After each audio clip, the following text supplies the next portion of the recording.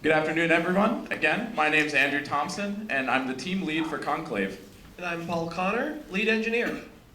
Conclave is a competitive third-person shooter, and it's built around combo-based spellcasting. Now, with Conclave, we had two big goals for the project. Number one, we wanted to create a unique combat system that borrowed ideas from other genres and bring them into shooters. And number two, we wanted to create free-for-all gameplay that was relevant and exciting again. Today on the market, it's saturated with team-based multiplayer games, and we want to do away with teams altogether without sacrificing any of the depth. And with that, we're going to jump into the game. Derek, one of our designers, is going to be playing for you today. Here you can see our character select screen. We have 5 different characters, all who play totally differently. Over the course of the presentation, you'll get a chance to see all 5. But right now, we're going to go ahead and select the Red Mage. He's our most basic character. New players might want to try him first. He's what comes to mind when you think of a typical mage. Each character in Conclave has 4 primary abilities, which you can see at the bottom of the screen. Depending on their moveset, additional abilities can be comboed to. Let's take a look at Red Mage's. His first ability is a fast projectile attack. His second ability is a little more complex. It's a delayed attack that, with a little practice, you can use to set up additional attacks. His third ability is a bouncing shot that can stun enemies. And finally, to round off his kit, his fourth ability is an area of effect attack. And by holding down the attack button, he can choose how far to detonate the AoE. So now Derek is going to go ahead and choose one of our more complex characters. This is the Artificer. Unfortunately, the only way to do so is through suicide. The Artificer's mechanics revolve around his artifact, a little mechanical ball he carries around with him. His abilities behave differently depending on whether the artifact is carried by the player or placed out on the battlefield. As you can see, he can throw and retract his artifact, and it deals damage to enemies that it flies through. He can also use area of effect attacks, either cast it around him or out on the battlefield when the artifact is placed there. When he uses it out remotely, it casts a line between him and the artifact and does damage. Lastly, it can also be used as a great escape mechanic. So if he places it somewhere, he can teleport it to it at will and get out of trouble when he needs. With the Artificer, whether you're playing with him or against him, knowing where the artifact is critical. All right, now that you've got the basics, Derek is going to go ahead and join a server.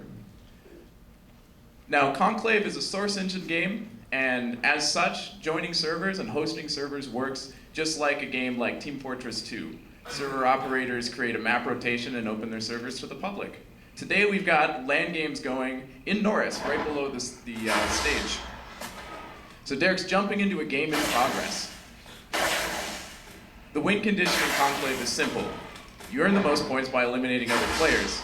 However, unlike other shooters, offense alone isn't going to do it for you. You got to master the art of defense. And assuming Derek has mastered the art of defense, which I'm not completely sure of, you're going to see him start blocking and dodging around, as he's doing right now. Blocking is a mechanic I really like. It's very unusual in shooters. And as you watch, things like blocking, it forces Derek to have to watch what his enemies are doing and react to them, instead of just, ooh. That's what happens when you don't master the art of defense. But Derek needs to watch what they're doing, react to them. It's a lot more involved than simply running in and shooting first.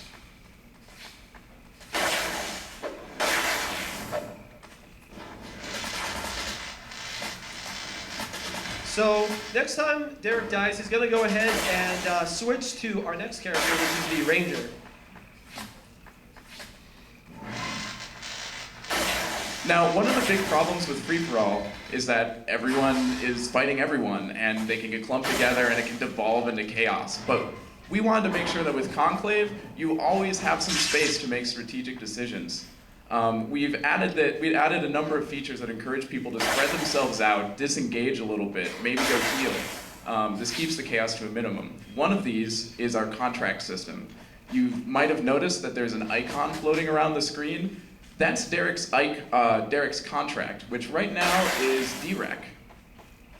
If he finds his contract and eliminates him, he gets a big payout of points. And it gives him a choice. Do I want to go hunt my contract? Or do I want to just fight who's right here in front of me? Or do I need to defend myself?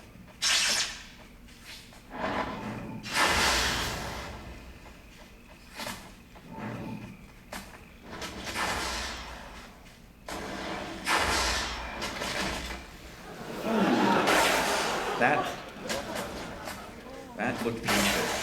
So it's not looking too good for Derek at the moment, and he goes down.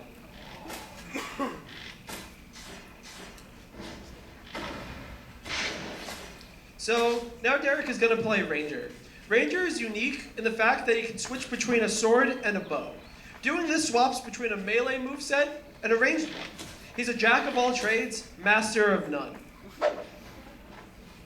As you can see, his abilities on the bottom of the screen change when Derek switches weapons. A smart Ranger player needs to know needs to have a good read of the battlefield, and he needs to know when to use his bow and when to use his sword. His bow lets him snipe from far away, while his sword allows him to be more agile. So one of his abilities that he can do is when he's in sword, he can go ahead and cloak. This renders him completely invisible to all other players. However, he can still take damage and be knocked out of stealth. This allows him to sneak up on other people, as you see here. That's him being out of mana. And now he is switching, and one of his most powerful shots is his piercing arrow, which he has to line up the shot, but the payoff is a massive unblockable shot that will hit multiple enemies in a line. Unblockable attacks are useful to counter against someone who's always trying to block all of your attacks. Nice one. Managing mana, also important, and another thing to stop people from simply running up and clicking a lot. All right, now we gotten a taste of this match. Maybe now Derek is thinking, I want to go find a new server. So he's going to quit out of this game, and we're going to start up a new game. Now, so far, the guys have been going a little easy on each other for the sake of demonstration. So for this next match, we're going to just let them do their thing. I want to make sure you're ready, Derek. Some of these guys are pretty good at the game. They've been playing it a lot. I'm looking at you, Matt. We're waiting one moment for the server to come online.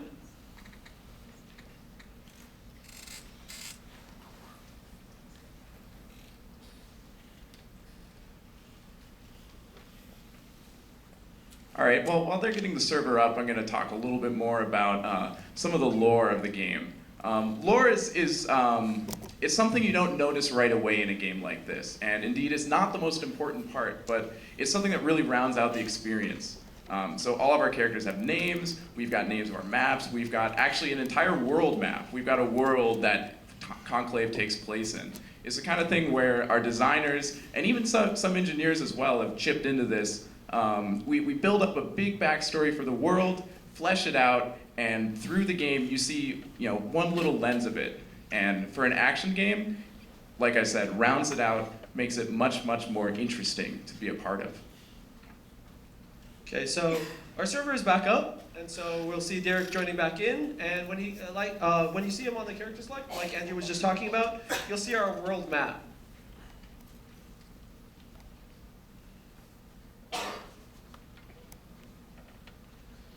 You may want to try and reconnect.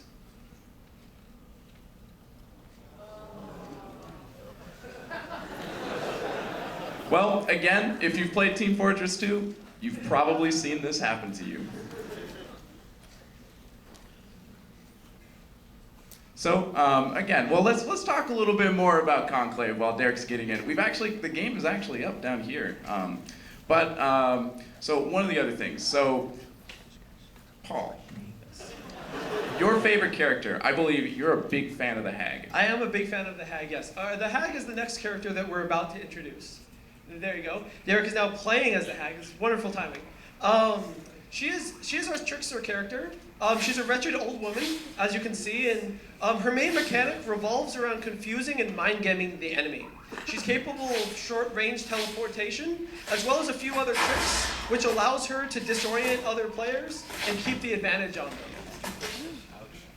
As you can see here, we now have some Hag-on-Hag action. Now the Hag has a lot of trouble up close. Derek's trying to get as far away from that other Hag as possible. And he's doing it by blinking around. The Hag can do short-range teleportation. One of the best ways to disorient other players. He can actually teleport in all directions, or in any given direction at a time. So it's actually really good and easy to mix up while fighting against different people. Now I'm going to bring your attention to the bottom right of the screen. You can see our on HUD scoreboard. We got 2 minutes left in this game. Derek is in second place. Is he going to be able to pull this off? So here he's coming up to one of our items in the game. We have 2 items. This is the red staff, as opposed to the blue staff. This is the more combat-oriented item, which gives him damage reduction, as well as if he chooses to consume it, it will do a area of effect damage around him. But right now he's trying to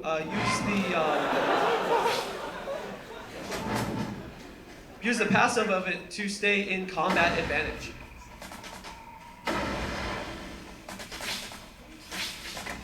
All right, that put him into first place. Now here he's up against his contract. If he can make this kill, this is going to help him out a lot. But a wild ranger appears.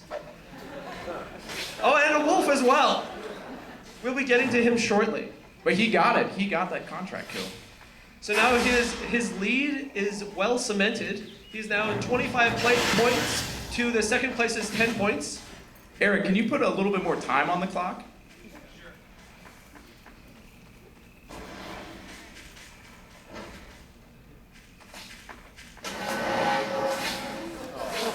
All right, next time Derek dies, we're gonna let him show you our final character. Of course, Derek's been doing pretty well, so you might not see him right away.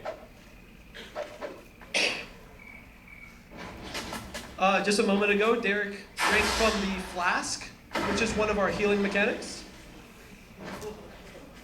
Yeah, you've probably noticed that not 100% of the game is fighting non-stop. Sometimes you gotta run and heal. You gotta think about where to go next. It's all feeding into letting the player make strategic decisions. Now this is hard for the Hag. That wolf, when he gets right up next to him, is very difficult to get away from. Derek's doing a good job, however. Not that good, I take that back. All right, now he's about to switch to the Wolf Mage. The Wolf Mage is my favorite character. He's almost 100% melee. And, oh, he's dropped back down to second place after that death. Can he turn this around? So as we previously mentioned, the up close is not good for the Hag. Not at all. Oh, that was a very nice juke. And he's back up into first place.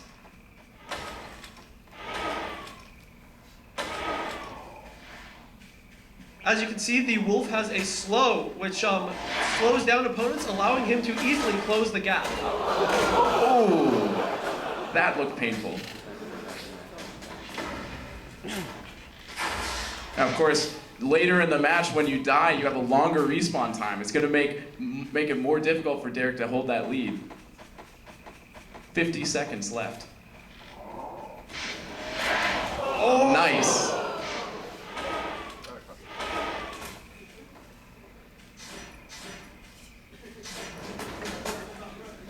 Currently, Derek is only 5 points ahead of second place. And again.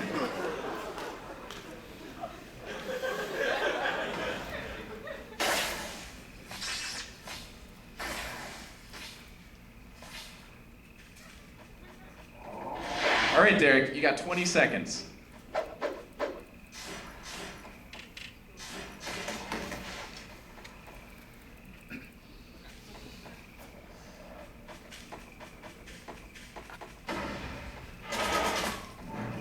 it looks like he's got it.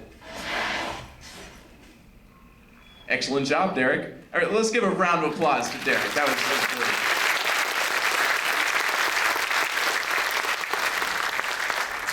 All right, I hope you guys enjoyed your look at Conclave. I urge you to come to our gallery setup. We've got 5 computers set up for you guys to play against each other. And let's bring the team up.